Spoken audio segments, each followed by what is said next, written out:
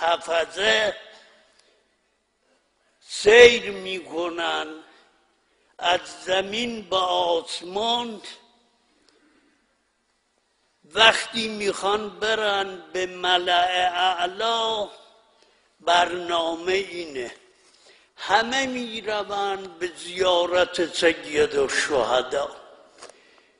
بهتاور این حرف ها روایت اینه وقتی وارد حائر میشن تا صبح ملائکه‌ای که در حرمن با اونها صحبت نمی کنن،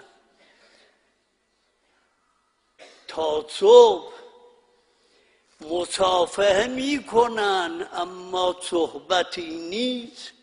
چرا؟ چون تا صبح گریه می کنن.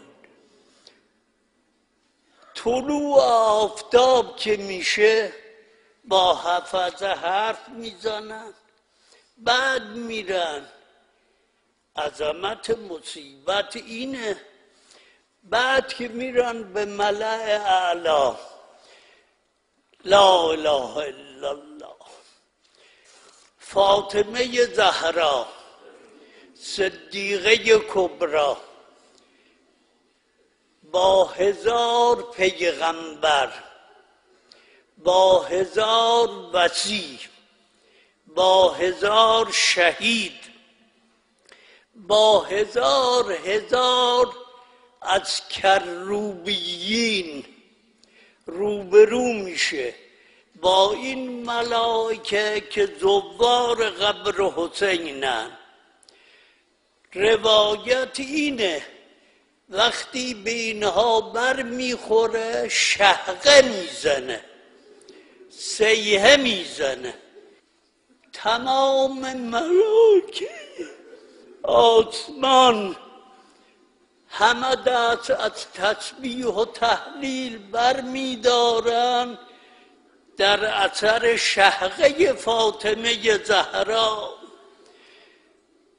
این مشکل حل نمیشه تا خبر به پیغمبر میدن.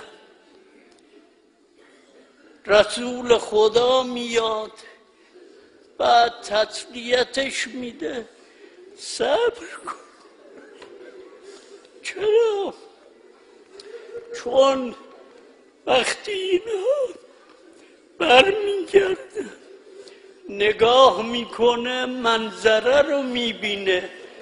من یک کلمه بگم تا همه بفهمن مصیبت چقدره.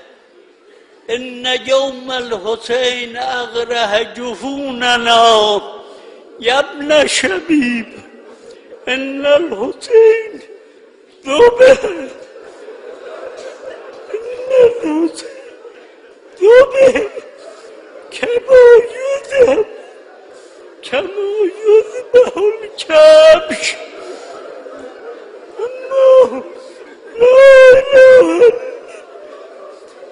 لا اله الا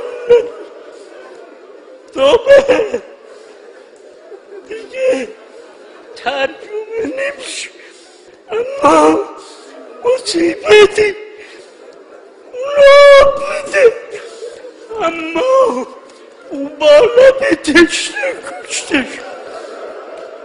حال بینه و بین السماء کالدخان